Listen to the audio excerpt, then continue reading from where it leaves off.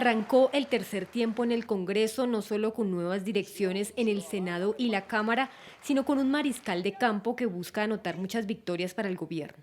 En una reunión de bancada del Pacto Histórico se acordaron los 8 proyectos que serán priorizados en el tercer año de este Congreso y entre los que están 4 reformas: salud, laboral, educación y servicios públicos, y 4 proyectos sobre el sistema penal acusatorio, la pequeña minería, la optimización de inversiones para la transformación económica y la autonomía territorial, una de las iniciativas del corazón del ministro Juan Fernando Cristo. En la lista no aparece ni la constituyente ni el fast track. Implementación del Acuerdo de Paz de 2016, hay la necesidad de un paquete legislativo que se va a tramitar de la manera más rápida posible. El ministro fue muy claro en decir que no es ahora el momento del trámite de una herramienta como Fast Track, sino de agilizar los procedimientos. El gobierno y el Pacto Histórico también trabajan en la materialización de la propuesta del Acuerdo Nacional para lograr consensos con otras fuerzas políticas del país. Básicamente la bancada va a trabajar en la línea de lo dicho por el presidente el 20 de julio. Lo primero es el Acuerdo Nacional, vamos a entrar en un diálogo con todas las formaciones políticas para pactar los proyectos que vamos a llevar al Congreso y llevarlos de una manera mucho más concertada. En el encuentro hubo autocrítica y la idea es bajar el lenguaje del tono en el país político. Una reunión muy práctica realmente, hablando de lo que transmite el presidente en su discurso el sábado en la instalación del Congreso, invitándonos a la autorreflexión también, a que le bajemos, por supuesto, a la violencia verbal que tanto nos está afectando, que busquemos la manera de concertar, de volver a reunirnos, de hacer este gran acuerdo nacional que el país realmente lo necesita. Se espera que esta semana se definan las mesas directivas de las comisiones que serán clave en el éxito del gobierno en esta legislatura. Paula, si uno sigue la máxima que dice que el primer año es para el presidente, sí, que el segundo año es del presidente y del Congreso y que el tercer año es del Congreso, yo les pregunto, ¿será que en una legislatura les alcanza? Les voy a leer solo 3 de los 8. Para la reforma de salud, reforma laboral y reforma de los servicios públicos. Sí, difícil se ve la cosa, ¿no? No, por supuesto que no, en términos de tiempo y en términos de los equilibrios políticos. Es decir, ya el capital político del gobierno, como están las cosas, está menguado, está deteriorado.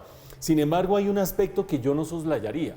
Si fuera tan cierto, como dijo el ministro Cristo, que no va a haber fast track, sino que se van a dedicar a las otras cosas. Recordemos el fast track. El fast track es un mecanismo que permite, una vez se ha aprobado ese mecanismo, agilizar todos los procesos legislativos. Pero tiene el mensaje de urgencia, Mauricio, claro. Sí. Tiene también la otra. Sí, pero recordemos, el fast track permite reducir el número de debates, hacer todo en comisiones conjuntas, lo que reduce más los tiempos, no permite que haya debate en las sesiones, se tiene que llevar el proyecto antes y se vota todo o nada, es decir, todo lo comprime. Es un mecanismo muy poderoso, a la vez de eso muy peligroso. Pero, ¿por qué lo recuerdo? Porque el ministro Cristo dice, no, fast track no, nos vamos por los proyectos y no le va a alcanzar, estoy de acuerdo con Giovanni, ni el capital político ni el tiempo para los proyectos. Pero, donde manda capitán, no manda marinero.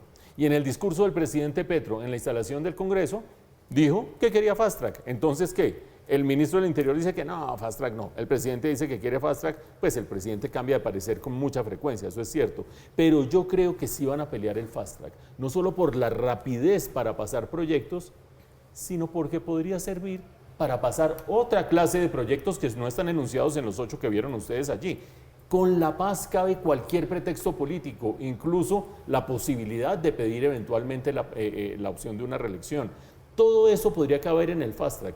Yo no creo que el fast track esté muerto y yo creo que el ministro Cristo, cuando dice que lo está abandonando, no está sintonizado necesariamente con el presidente. Vamos a ver qué termina pasando, porque lo que vimos en la instalación del Congreso es un Congreso que menos dócil que en el pasado reciente. ¿Usted se dio cuenta cuando el presidente dijo que este era un gobierno eficiente, que la gente se empezó a reír? La gente se rió, sí, señor. Sí, Fue un momento bien incómodo, ¿no? Bien incómodo ese momento. Pero yo me pregunto, Mauricio, si el ministro del Interior llega a hacer consensos y lo está haciendo y se reúne y dice, bajemos el lenguaje agresivo, verbal, pero el presidente está en otra película.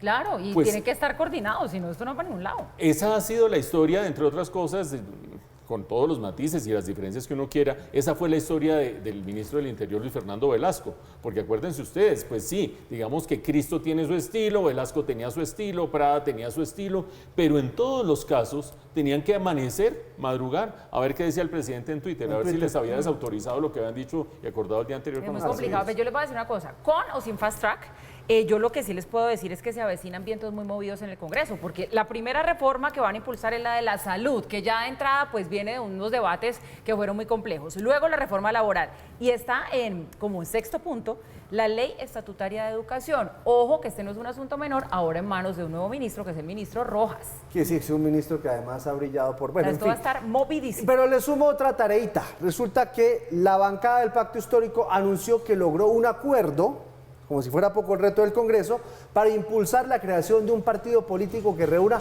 a todas las fuerzas de esa coalición. En un comunicado acaban de informar, hay un acuerdo en la bancada del Pacto Histórico de impulsar la constitución de una organización política unitaria en la que confluyan los partidos y movimientos que hacen parte del Pacto Histórico y otras agrupaciones que confluyen en la agenda de cambios para el país. Esto es con miras a las elecciones presidenciales, Mauricio, pero es otra tareita más. Por supuesto, no es la primera vez, Paula y Giovanni, Sí, que señor. oímos hablar de la idea del gobierno de meter todos los partidos que están dentro de una coalición, por el momento el pacto histórico es coalición de distintos partidos, meterlos en un solo partido. ¿Por qué? Porque la normatividad no permite que esa coalición subsista eternamente, subsiste durante un tiempo específico y después o se vuelve partido o se acaba o lo que ustedes quieran. Para lograr capitalizar políticamente la fuerza del pacto histórico, tendría que agruparlos a todos y convertirse en un partido. De lo contrario, se empiezan a disgregar. Es posible que la intención del gobierno tenga sentido político, pero adentro, y lo hemos dicho en ocasiones anteriores que se ha presentado esta idea, de los partidos que hacen parte de la coalición hoy en día del pacto histórico, hay muchas personas que dicen, no fregues, entonces ahora yo voy a perder mi autonomía dentro de mi partido, que puede ser el Partido Comunista, que puede ser el Partido X y el Partido Y, porque ahora mi jefe va a ser Petro y nada más. Ahí empieza a haber discrepancias. Y recuerden ustedes, de la época estudiantil, no, mentira, yo les cuento de mi época estudiantil en la universidad que no hay nada más disgregado que los movimientos de izquierda, que tienen más letras que el alfabeto contado por 3. O sea, usted dice que no se van a poder poner de acuerdo. Yo no creo. Pero lo necesitan, ¿saben? Sí, De cara a pero lo yo que no creo que viene, se la pongan- próxima candidatura lo Vamos a ver. necesitan. Vamos a ver. Pregúntenle a los líderes de los distintos partidos a ver cuántos están de acuerdo en desaparecer políticamente para que de repente sea el caudillo, y no lo digo sarcásticamente, es un partido caudillista el que termine guiando sus destinos. En eso usted tiene razón, los egos políticos son muy complicados de manejar.